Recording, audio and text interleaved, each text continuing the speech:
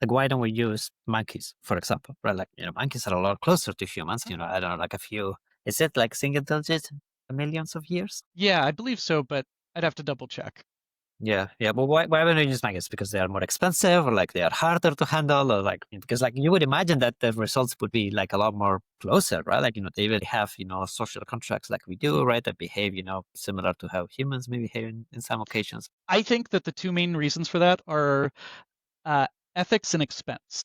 And with doing primate work, you end up with a huge amount of regulations that are there for a reason. These are animals that are socially complex, and you want to make sure that you're doing the necessary experiments and you're doing them in the right way that is as humane as you can be. It's one of the reasons that I think people are drawn to invertebrate work and work on Yeah, simpler systems is you get to do any kind of science without having to worry as much or focus on trying to mitigate. This makes me sound like a mad scientist, but ethical responsibility. yeah, yeah, The worm with 300 neurons doesn't really feel pain.